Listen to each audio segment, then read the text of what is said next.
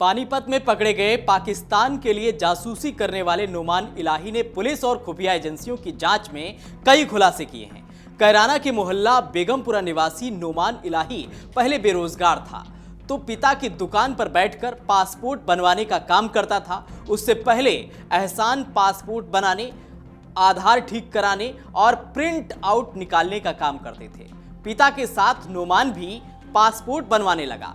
पिता की मौत के बाद उसने ये काम तो बखूबी संभाल लिया, लेकिन चंद रुपयों के लालच में वह पाकिस्तान के आईएसआई नेटवर्क से जुड़ गया और देश के खिलाफ जाकर पाकिस्तान के लिए जासूसी करने लगा।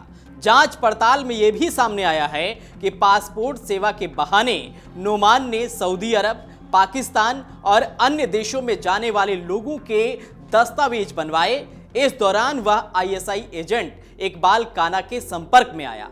जांच में सामने आया है कि नोमान जन सुविधा केंद्रों के माध्यम से फर्जी या संदिग्ध पासपोर्ट भी बनवा रहा था। शुक्रवार को जब पानीपत क्राइम इन्वेस्टिगेशन टीम जब उसे लेकर कैराना पहुंची तो उसके घर से 8 पासपोर्ट बरामद किए गए।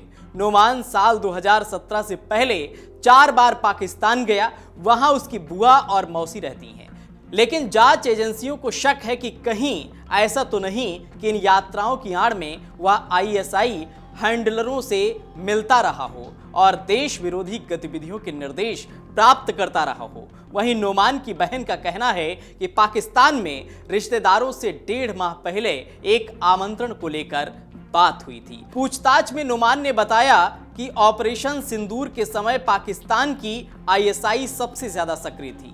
सेना की गतिविधियों से लेकर संवेदनशील ठिकानों की जानकारी उसे मोबाइल और सोशल मीडिया के जरिए भेजी जाती थी। शक है कि अन्य एजेंट भी इसी नेटवर्क का हिस्सा हैं।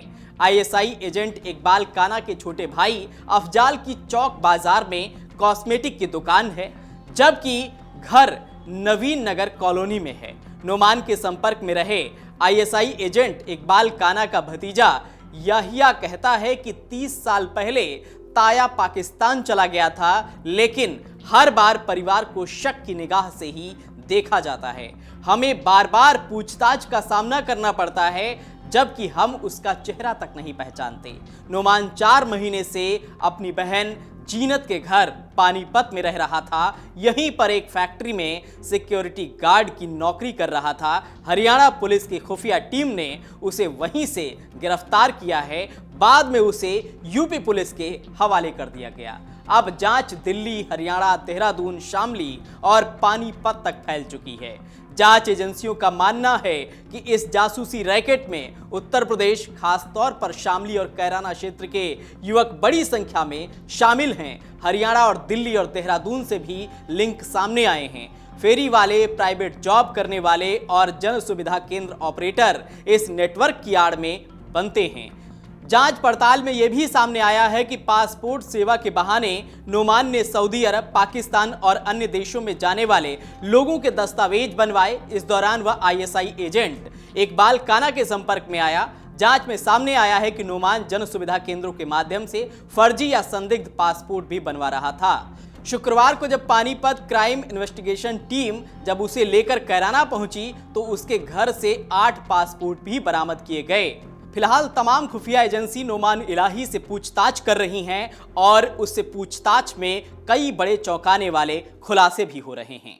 अगर आप ये वीडियो YouTube पर देख रहे हैं तो हमारे चैनल को सब्सक्राइब करें और बेल आइकन को दबाना ना भूलें। अगर आप Facebook पर ये वीडियो देख रहे हैं तो हमारे पेज को लाइक करें।